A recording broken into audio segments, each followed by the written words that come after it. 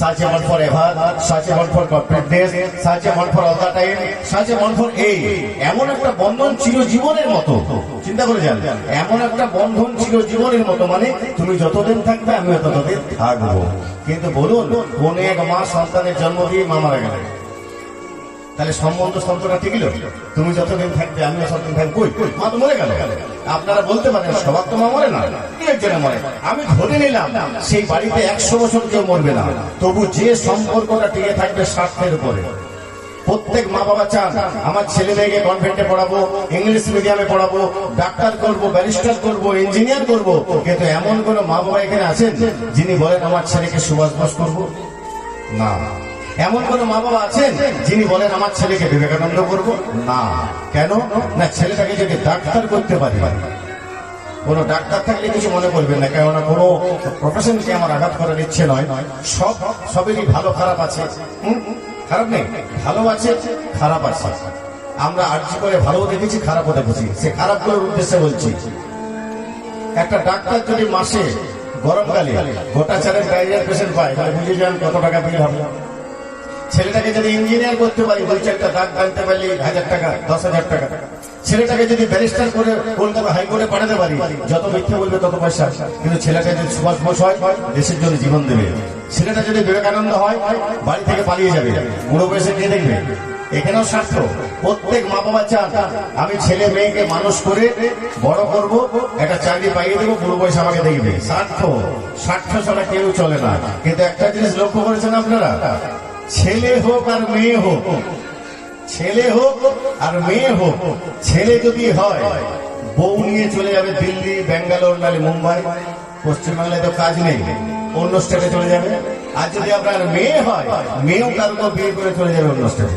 তাহলে আপনার ছেলে হোক বা মেয়ে হোক, আপনার লাভ কিছু হবে হবে কিচ্ছু না, কেউ কারো নয়। আর বউ কোনোদিন আপন হয় না। কেন হয় না দেখে রাখুন, এটা শাস্ত্রের কথা বলি। রাজা ভরথরি বলে এক রাজা ছিলেন, রাজা ভরথরি। এই রাজা খুব স্ত্রী প্রেমী ছিলেন। স্ত্রী প্রেমী মানে জানেন না, পৃথিবীর মধ্যে সব থেকে বেশি তার বউকে ভালোবাসতেন এই রাজা ভরথরি। বউ ছাড়া কিছু করতেন না, বউকে জিজ্ঞেস করে সব কাজ করতেন। কিন্তু এই রাজার গুণ শুনুন, এই রাজা খুব জ্ঞানী পণ্ডিত। আর এই রাজার এমন একটা গুণ ছিল, ধরুন একটা অপরাধ করেছে, তার নিজের ছেলেও আছে, অন্য একজন আছে, তো নিজের ছেলের আর অন্য একজনের শাস্তি কিন্তু সমান দেবে, যেটা সচরাচর দেখা যায় না। রাজা এমন গুণ, বুঝলেন? তো সেই রাজা একদিন শিকারে গেছে, আর যাই না শিকারে গেছে সাধু বাবার সঙ্গে দেখা। সাধু বাবা বলছে, রাজা এসো এসো, আমি জানি তুমি আসবে, আমরা সাধু তো আমরা বুঝতে পারি কোথায় কখন কি আসবে, তুমি আসবে আমি জানি, সেজন্য আমি তোমার জন্য একটা ফল রেখেছি। সাধু বাবা বলছে ফল রেখেছি। রাজা বলছে ফল কই দেখি। সাধু বাবা ফলটা বের করেছে, ফলটা বের করে ছোলা দিয়ে ফল ভয় করে বলছে ফলটা তুমি খাও। যাই বলেছে ফলটা খাও, রাজার মনে অহংকার হয়েছে।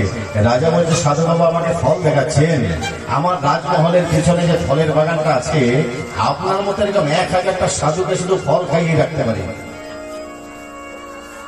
এই কথা শুনে সাধু বাবা বলছে, রাজা একই কথা বললে, অহংকার পতনের মূল। এই ফলটার মূল্য জানো? তুমি যে ফলের কথা বললে, সেই ফল খেলে পেট ভরবে, এই ফলটার মূল্য জানো?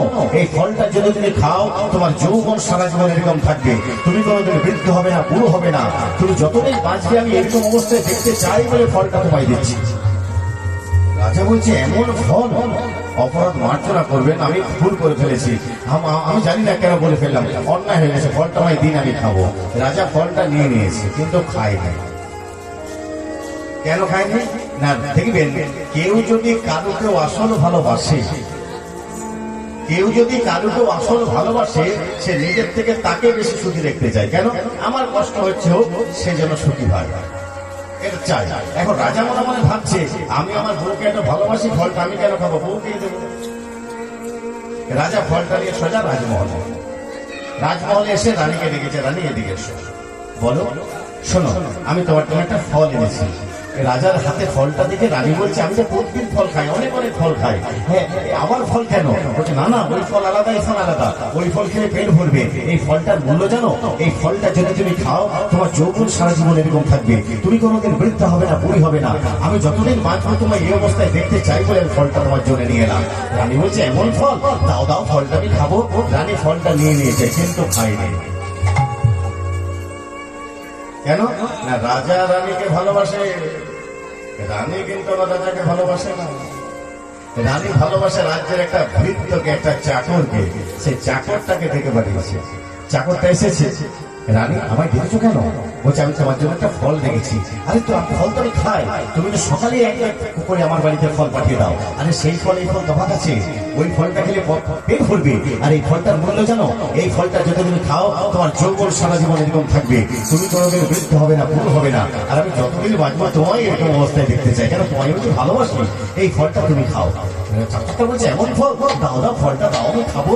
চাকরটা ফলটা নিয়ে নিয়েছে কিন্তু খাই নাই। কেন না? রানী চাকরটাকে ভালোবাসে, চাকরটা বা রানীকে ভালোবাসে না। চাকরটা ভালোবাসে একটা বাইজিকে। সে ফলটা নিয়ে সোজা বাইজি বাড়ি, বাইজি বাড়ি চলে গেছে। একবারে রাতের বেলায় দরজা ঠকঠক করছে। বাইজিকে বলছে কাদম্বরী দরজা খোলো, দরজা খোলো। এত রাত্রে তুমি? আরে দরজাটা খোলো না। দরজা খুলেছে। এত রাত্রে কিসের কিসের জন্য এসেছো? তাড়াতাড়ি ফলটা বের করে বলছে ফলটা তুমি খাও। বলছি এটা দিতে এলে? তুমি সকালে এক ব্যাগ ফল পাঠিয়ে দিয়েছো। আরে বাবা, ওই ফল আর এই ফলের তফাৎ আছে। ওই ফল খেলে পেট ভরবে, আর এই ফলটার মূল্য জানো?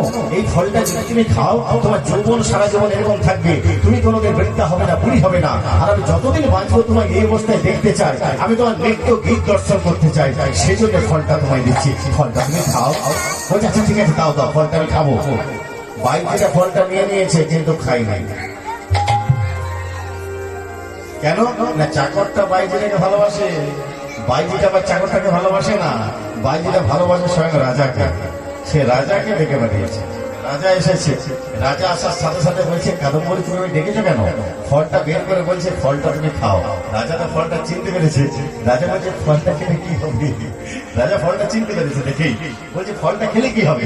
হ্যাঁ, কাদম্বরী বলছে ফলটা যদি তুমি খাও তোমার যৌবন সারা জীবন এরকম থাকবে, তুমি কোনোদিন বৃদ্ধ হবে না, বুড়ো হবে না, আর আমি যতদিন বাঁচবো তোমায় এই অবস্থায় দেখতে চাই বলে ফলটা তোমায় দিচ্ছি। রাজা বলছে বাহ বাহ, আমার ফল আমাকে, আবার আমারটা এলো আমাকে।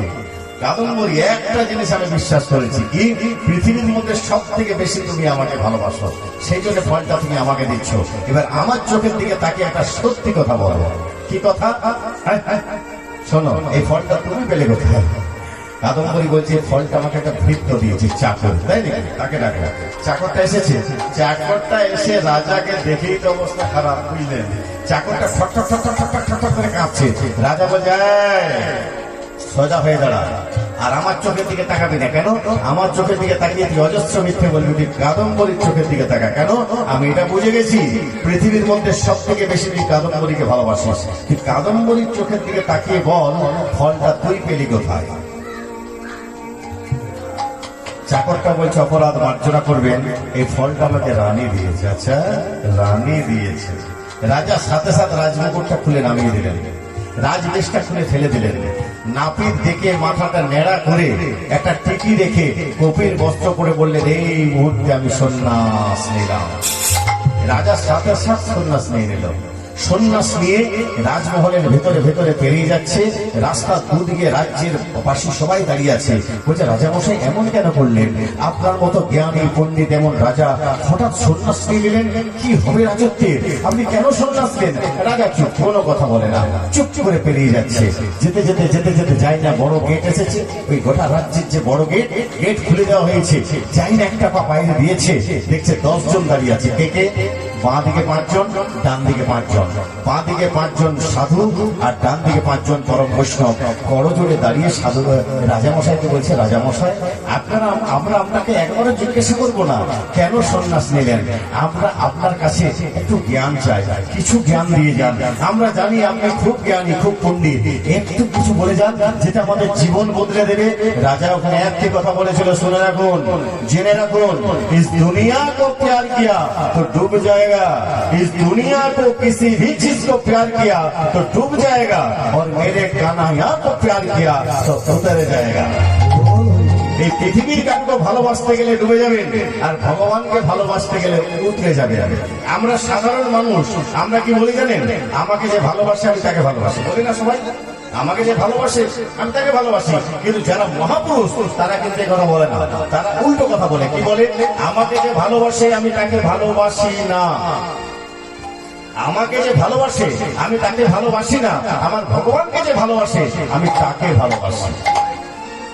তাই আমাদের জীবনের রোগে ডুবো ডুবো, জীবনের রোগে ডুবো ডুবো, জীবনের রোগে ডুবো ডুবো, জীবনের রোগে ডুবো ডুবো, জীবনের রোগে ডুবো ডুবো, জীবনের রোগে ডুবো ডুবো। বিশ্বাসে আর বিশ্বাসে নাই জীবনের রোগে ডুবো ডুবো, বিশ্বাসে আর বিশ্বাসে নাই জীবনের রোগে ডুবো ডুবো, বিশ্বাসে আর বিশ্বাসে নাই। সময় থাকতে হলে ভালো থাকতে আর বিশ্বাস নাই, সময় থাকতে হলে ভালো বিশ্বাসে আর বিশ্বাস নাই জীবনের রোগে জীবন রোগ জীবন রোগ জীবন রোগ